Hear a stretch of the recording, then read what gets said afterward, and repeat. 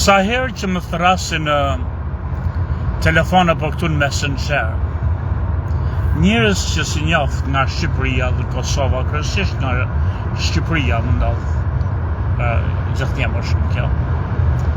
Gjithmonë mendoj që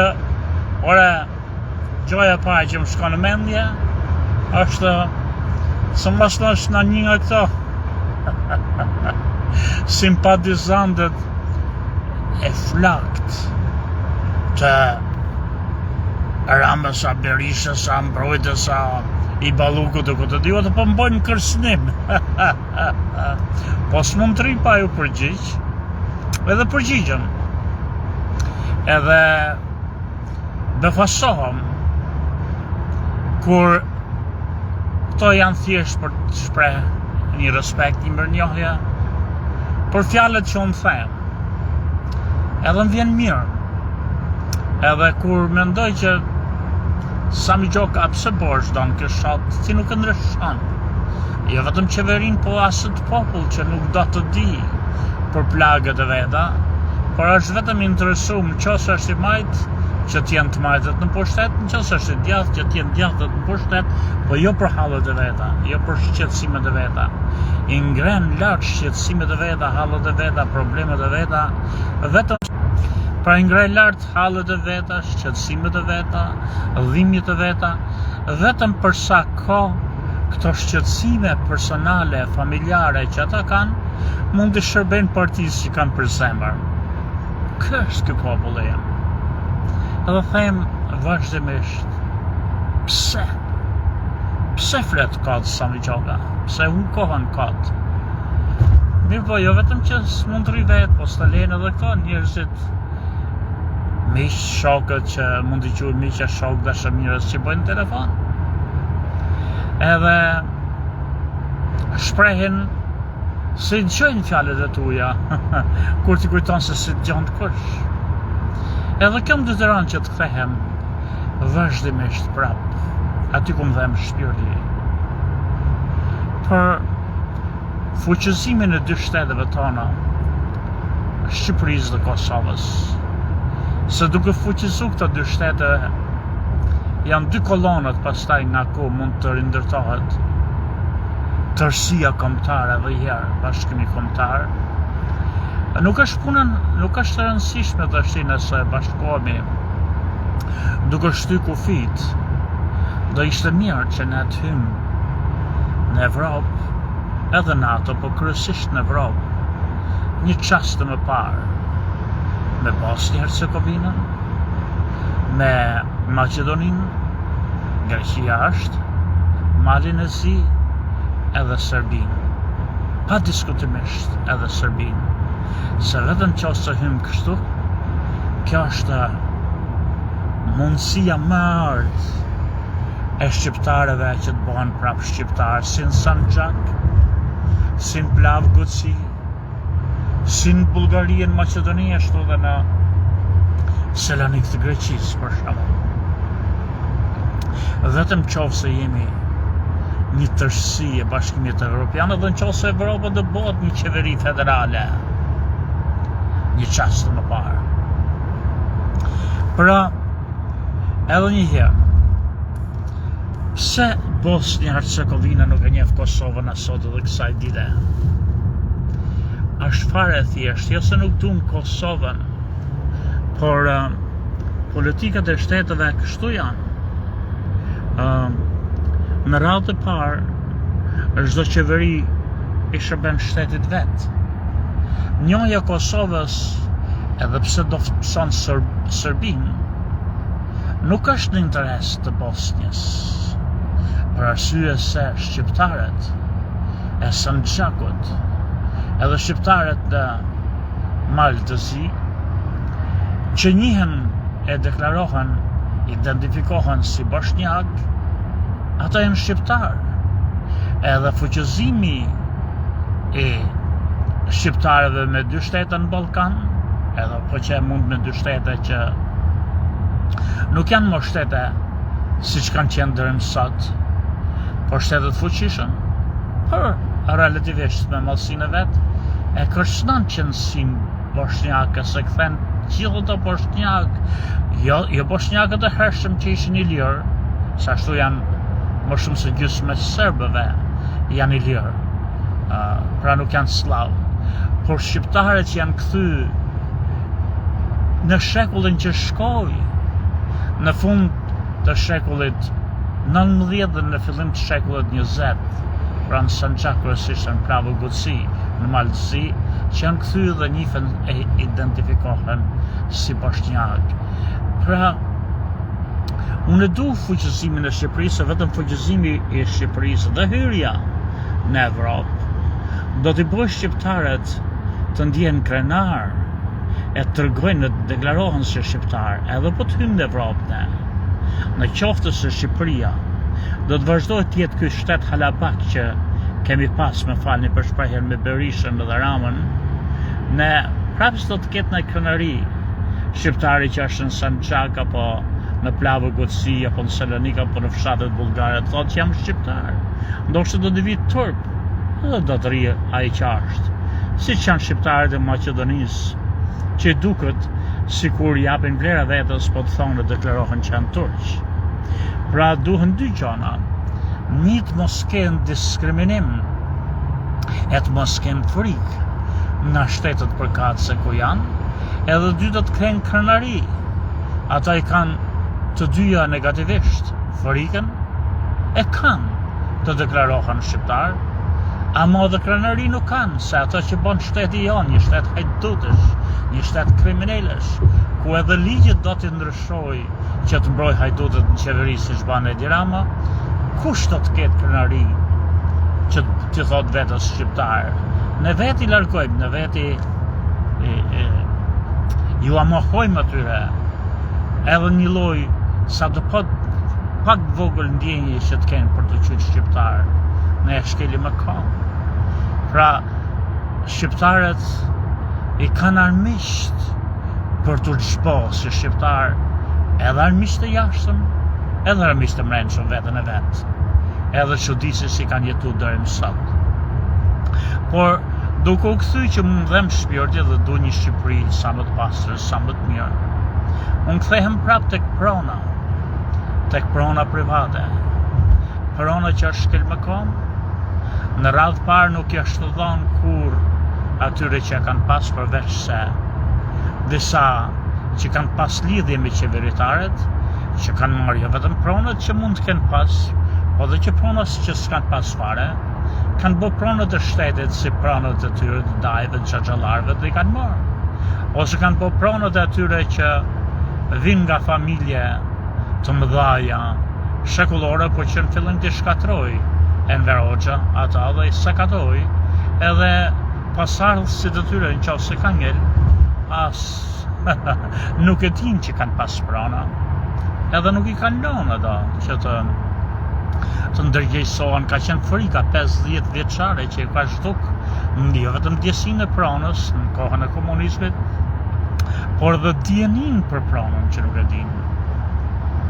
Edhe kjo ka bo që Shqipëria të jetë një vend ku të paktën prej kaq vitesh, edhe pse është vendi më prallor i botës investuesit të huaj nuk kanë ardhur. Nuk them për këto gabimet e se të kështu është kur merr në vend pushtet njerëz nga rruga, njerëz që kanë marrë sa diploma po të din asgjë nga bota, edhe që duan të bëhen të pasur shpejt. Kemi për zone, për shembull, flitet që për shumë mjaft biznise që vinin në Shqipëri në kohën e Meksit, edhe kemi vazhdu gjatë gjithë kohës se deshtin të boshin bashkëpunëtor me investuesit e huaj. Kemi bërë këso budolliqesh, por nuk flas për këta, se këta janë gjithmonë fillesat e çdo lloj shteti të ri kur shkatron bazat e shtetit më pashëm, që s'duan shkatru kurrë. Shteti duhet vazhdoj, ajo shinj nuk prishet, sepse morët një trend të ri. Kështu kemi bone, sa herë kemi ble një trend të ri, sa herë kemi pru një parti të re, në pushtet kemi shkatru shinat, kemi shkatru shtetin, bazët ligjore, bazët çdo gjatë shtetit, kemi shkatru shinën, edhe ka ngel trenin më të qalë deri kur kemi bo hekurudhën e re. Kështu jemi ne. Kështu kemi qene. Por ajo që më dhe është padrejtësia që bëjmë me pronaret dhe me pronat, që vazhdojmë të bëjmë. Si që ndodhë kjo për shembull me ato shkatrimet që u bën në malësitë e Shkodrës, nuk e di ku qenë ato që po bonin sa bujtina ata u kthyn nga Anglia kryesisht me mashtrimet e Edi Ramës që të kthehen të investojnë, edhe kishte një vend turistik atje dhe filluan të investojnë. Edhe i lanë të investojnë, ndërsa emigrantët kanë sa pare, po nuk kanë sa kanë miliarderët në Shqipëri që kanë bjellë çdo gjë shqiptare. Shqipëria është e pasur, kanë shit kromin, kanë shit bakrin, kanë shit naftën, kanë shit bitumin, kanë shit përhekur çdo lloj fabrike, uzine që kanë shkatru. Janë superlorda këta kriminalet në Shqipëri, të lidhë me dy palet, edhe me Berishën edhe me Ramën, natyrisht. Por janë superlorda shqiptarët, shkon ai në Siçeli, shkon Bedriu i Qazimit tim për shembull, me punë të ndershme, bën pare, punon lodhet, po e ka bu me djersën e ballit, sa do të vjej nuk e konkuron dot Hajdutin në Shqipëri, që ka vjedh pronat e shqiptarëve, që vjedhin çdo ditë në tokët, nuk mundet kurse si me djersën e ballit njeriu i ndershëm, edhe në Angli, edhe në Gjermani, edhe në kudo që tjetë, të vjetë konkuroj këto maqshkarejt, këtë klasë, sa urej këtë klasën e të pasurve, jo se janë të pasur, për mu nuk ka njëri më idejnë tjetë një jetë ai që vjen i varfër e bëhet ikën i pasur nga kjo jetë, por që bëhet me djersën e vetë, me mundin e vetë, me aftësitë e veta, me planet e veta, jo me hajdut liqet se jepet mundësia të vjedhin pronët e shtetit. Po këta e në Shqipëri. Por gjithsesi, ku është problemi që kam unë me pronat? Për shembull, ja morin pronat shkodranëve në Velipoj, apo ja morin problemi është këtu. Edhe unë jap këto, paka shumë këto krahasimet në vendin ku unë jetoj. 2 vende janë ku kam jetu unë. Deri në 30 vjeç unë jetova në Shqipëri, atje u rrit, atje u linda zhvendin, pastaj kam jetu këtu shumë, u plaka këtu, erdhe 30 vjeç e diçka e tillë, edhe tash po plakëm. 2 janë vendet që njavon. Shqipëria dhe Amerika, dhe ndaj bëj krahasimet me këto 2 vende. Kur para një 20 ca vjetësh, unë punoja si real estate agent nga këto që shesin shtëpi, edhe kisha edhe një kompani timen, që kam prapa, atje po shkoj sot. Shkoj nga herë në Zyrën, një herë në 2-3 javësh, si thoshte din të behet shoh tokat, punë s'jam be. Shkoj shoh Zyrët kot atje që rrin nga herë, atje po shkoj sot. Kisha një Zyrë, edhe punoja me një kliente që ishte shqiptare, një grua zonja, një grua mençme, një grua jashtëzakonisht e ndershme, na firim duket ishte, një zonjë gru, edhe ajo më tregon që kishte dëshirë të blente një shtëpi në Fort Washington. Fort Washington ishte një nga zonat atëhere më të lonë mazdore rreth Washingtonit, edhe është në PG County, pra që quhet bashkia e Prince George'it.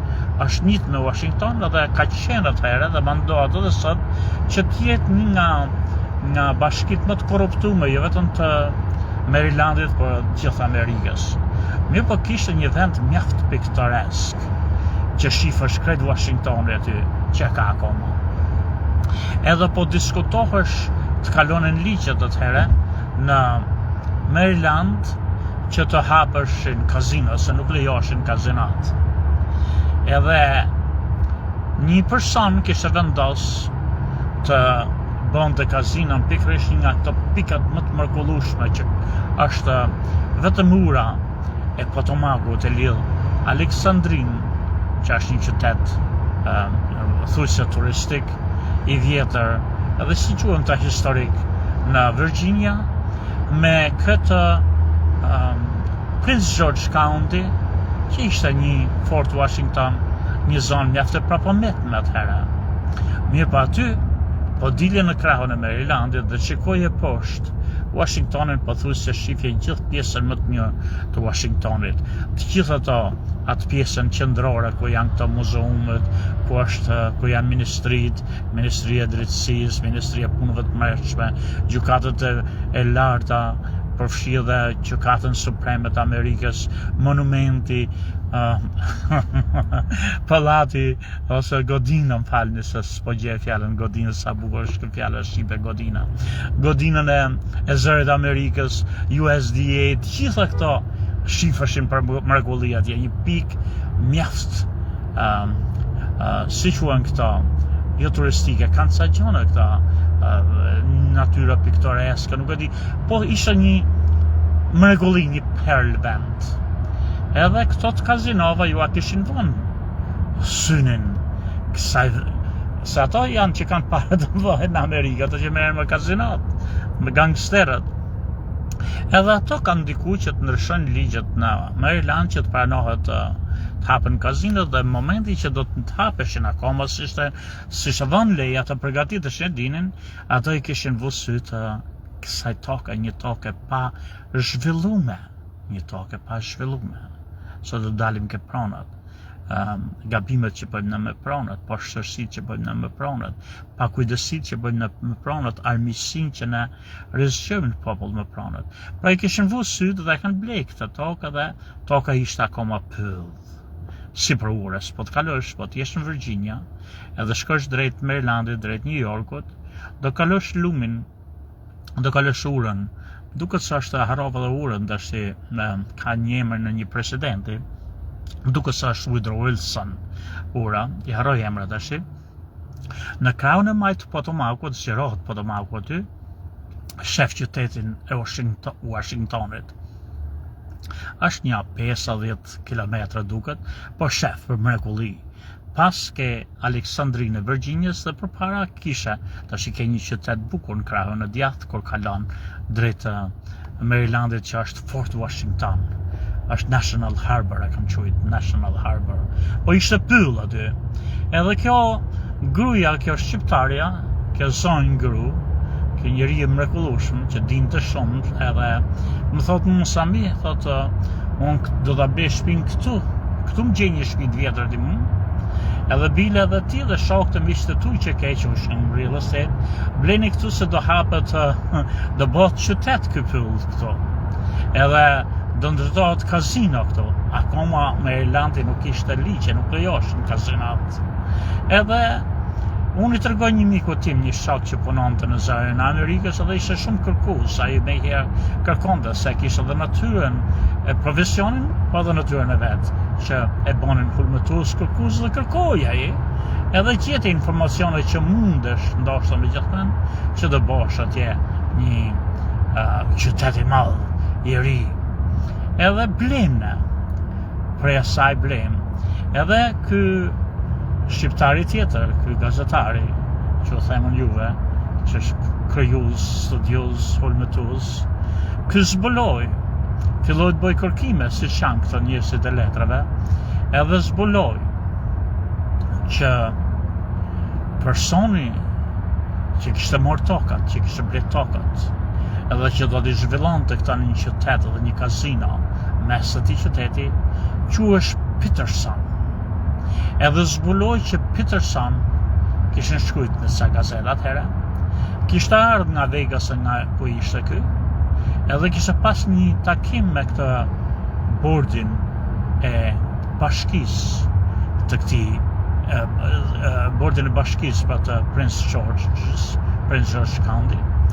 Edhe gjatë gjithë bisedës kishte dashur të mush mendjen e tyre që është në interesin e bashkisë që ta lejojnë këtë kompani, që ta zhvilloj këtë qytet, ta bëj qytet nga pyll, edhe të ndërtoj kazinon. Ishte kryesore të ndërtojnë kazinon. Është një nga kazinot më të bukura, nuk them më të mëdha, por më të bukura ndoshta në Amerikë, quhet MGM, National Harbor, e vetë një kazin në gjithë në Washington DC.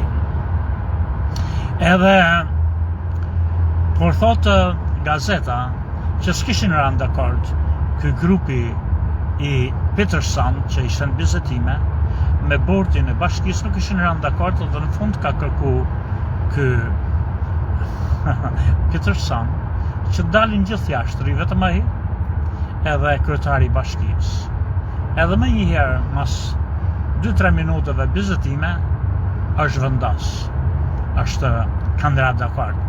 Disa mendojnë që janë shkëmby valizhe me pare aty. S'ka rëndësi, nuk është nevoja të kesh armë me valizhe me pare, parat ka në sekond me celular edhe të regon tjetët, s'ka rëndësi. Rëndësi ka që pastaj këta janë fut edhe janë bo marrëveshjet. Dhe marrëveshja është bo e tillë që kaq përfitime ekstra përveç taksave i shkojnë bashkisë. Pra shikojni, bashkia që do jap leje, edhe kaq punonjës në qoftë se për shembull do duan punëtor të thjesht, 800 punëtor, 400 apo 500 e punëtorëve do t'jenë gjithmonë të rezervuar për banorët e rrethorodhës të bashkisë. Në qoftë se postet e larta, të gjitha, jo vetëm kazino, për çdo gjë që bëhesh aty, do jenë për shembull 200 menaxher, 40% e tyre do jenë njerëz që jetojnë aty rreth rrotull, jo ata që vinë të ri, po që kanë qenë aty para se jepet data, në qoftë se ata do kishin dëshirë. Pra, u jepet një përparësi që s'mund të refuzosh. Pse themon këta? Në Shqipëri bëhen dy lloj vjedhjesh kryesore, korrupsionesh kryesor. Një vjedhjet e drejt për drejt atë buxhetit të shtetit, që i bën kryesisht këta Edi Rama me ministrat e vetë dhe ka bo Sali Berisha me ministrat e vetë. Dhe dyta është uzurpimi me forcë e me mashtrime i pronave, i tokave të tjerave, qofshin të toka të shtetit, qofshin tokat pronareve që këta se u kanë kthy ose nuk i njohen, ose pronaret nuk e dinë. Këto janë dy vjedhjet e mëdha kryesore. Tjerat janë tradhti për të shkatruar si ka shkatruar Sali Berisha ushtrinë, këta janë tradhti të tjera, këta janë agjentura serbe, ne nuk kalojmë atje. Ata nuk ka, vetëm Shqipëri ndodhin këto dhe nuk marrin plumin ballit këto kriminal që kanë bërë këto punë. Por nuk po flas për ata, po flas për dy vjedhjet kryesore që i bëhen një kombi në shtete fashiste si dy shtetet tonë, që kanë ardhur mas komunizmit. Pra, vjedhen pronët e shtetit ose pronët e njerëzve që nuk ju janë kthy njerëzve të cilëve ju kemi marrë, ose që ju mohohet, ose që edhe nuk e dinë që i kanë këto prona, edhe vjedhetar ka i shtetit nëpërmjet këtyre çka quhen këto kontrata, ku do diun. Këto janë dy vjedhje. Mirë po, ne e kemi fillu me një frym se thonë perëndimore, mjaft njerëzore, këtë lloj korrupsioni. Në fillim kanë dalë sa ndërtues në Shqipëri, ndërtues që merrnin nga njëherë ato lejet e ndërtimit pa leje, ku jepeshin këta në Shqipëri, që ishte një korrupsion i vogël, se merr një leje ndërtimi në mënyrë të korruptume, me parë në dorë, shpeshherë boshin pjesë dhe do jepnin lejet, por kjo nuk ishte një krim i madh përveç se një krim mjedisi edhe urbanistike. Kaq ishte krimi. Pse edhe por që është natyrisht që sjell dëm për ujërat e zeza, për pastrimin, për gjelbërimin, se do rritën fëmijë. Fëmija nuk do xhungël pallatësh, do dhe parkun e lojrave, çdo 4-5 pallate ke një lishe të vogël ku dalin edhe nanat me fëmijët në krahe, edhe plejsh të ulen aty në lishte, edhe çdo gjë. Pra i don këndët sportive, këta nuk i kanë kur jepen me këta. Pra janë bërë dome të kësaj natyre, janë bërë dome të higjienës, ujërat e zeza nuk kanë pastrim. Shko për shembull në plazhin e Durrësit, vjen një shi, edhe vjen, falni për shprehjen, vjen kudo që të jesh era mut, se janë kanalet poshtë mushën me ujë, a kanalet janë të ujrëve të zeza, ujrët dhe zeza derdhen aty në buzë të detit ku vijnë turistët. Këto kanë bërë këto lloj korrupsionesh të vogla, por për sa i përket pronës, s'ka qenë vjedhje, po ka qenë një zgjidhje gati perëndimore, shumë e rëndësishme. Donald Trump i bante këta kur ishte i ri me pronët kur binte të tjerëve. Këto pronarët i kanë bën ndërtimet në qytete. Në qytete kanë qenë pallate edhe shtëpi të vogla. Shpesh herë këta nuk kanë qenë mbi tokët e tyre, se kanë ardhur nga anëve në qytet njerëzit në kohën e komunizmit, edhe ishin aty. Pra nuk kanë qenë as den babaden të tyre, sa dhe kanë qenë. Këto pronarët e vegjël, të ndërtuesit në Shqipëri, që merrnin leje në mënyrë korruptive, nuk kanë bërë krimin që kanë bërë këto balozët e mëdhenj sot. Pse? Këto banorëve që ishin aty, e kanë shpërbly, masi e kanë marrë tokën, shumë më shumë se ata do të shisin ato shtëpia vet. U kanë dhënë, ndoshta nga një herë, nuk e di sa përqind të ndërtimeve, u kanë dhënë edhe shtëpitë aty kur i kanë dash, edhe pallate ekstra, kështu hyrje ekstra që të merrin para. Kështu që pronarët nuk kanë pas kundërshtim, por shpesh herë janë lut, janë bashku 4, 5, 10, 15 pronar, ose të një pallati të vjetër të kohës Enver Hoxhës, ose të shtëpive të vogla, edhe janë lut pronarit të madh. Këti ndërtuesit, nuk ishin pronar ndërtuesit, që hajde merre ti ta japim ne me përqindje. Kështu që është nismar kjo, është nismar për sa i përket mosmarrjes me forcë dhe me vjedhje të pronave tjetërit. Por janë bërë gabime kolosale me urbanistikën. Për arsye se nuk ishte nevojë ta bëjmë ne qytetet. Nuk ishim nevojë ne të bëjmë qytetet e Shqipërisë, qytetet e rinj si Romën e Lashtë, ku nuk kalon dot një makinë. Për arsye se janë pallate që janë bërë në kohën kur ecnin njerëzit me karroca. Sot duhet bëhen qytetet si në Amerikë. Pafund rrugët 5-6 korsi, edhe pse s'ka një makinë se i bëjnë me planin që do ketë nesër. Kështu duheshin qytetet tona. Ta nuk janë posa, ato që jepnin lejet, ishin njerëz pylli, njerëz baktish, njerëz simpatizant, njerëz nga këto që përkrajnë edhe i vejnë aty dhe s'kan pa dhe s'dinë edhe për të shofin atë që kanë horizontin, atë që kanë likësinë dhe kanë, por nuk ka qenë vjedhje, ka qenë shkatrim total i së ardhmës bukur qyteteve që duhet kishim ndërtu. Qytete me rrugë të gjona, me parqe, me lulishte, me atë pastërtin, higjienën, ku kullonin boshin për para ujrës dhe zeza, sa ndërtime supportojnë. Këto si kemi bo, por nuk janë bo vjedhje pronësh, nuk janë marrë pronët me forcë. Diçka që ne s'po bëjmë sot me pronët për shembull në Velipoj, në pronët ku ishte ajo malësia tjetër e Shkodrës, apo dhe librave në Juks, jo kemi bo këta që hej, Sami Gjoka, hej, Filan Fiseku, ti ke këtë pronë, ti me këtë pronë, kaq pare do marrësh nga Filan Fiseku, ne jo 60 që ka vlerën, ne t'japim $120,000 Telavje për dëllim, t'japim më shumë, ose t'japim në të ardhmen kaq do t'i vinë bashkisë, Manzës, fitime dhe kaq ty si familje, do të marrim edhe në punë këtu në këtë resort, dhe jeshtë i pare diçka tillë. Këta nuk i bojnë këto. Edhe po të mos jenë pronët e velipojarëve, velipojanarëve, si të themi. Këto nuk i bojnë, të shkojnë marrin me forcë, çojnë policinë i rrafin, i përsejnë, ka kaluar çdo ekstrem ky lloj shteti fashist, dhe sikur ato atje në Velipoj mos t'jenë pronarët e denjë të këtyre tokëve, ata kanë të drejtën të ngrihen, të protestojnë, të kundërshtojnë për këto që vinë nga anëve që s'dinë se si bëhen pronar, të tokëve që janë njët me shtëpinë e tyre. Këta kanë të drejtë, por ekzistojnë mundësitë.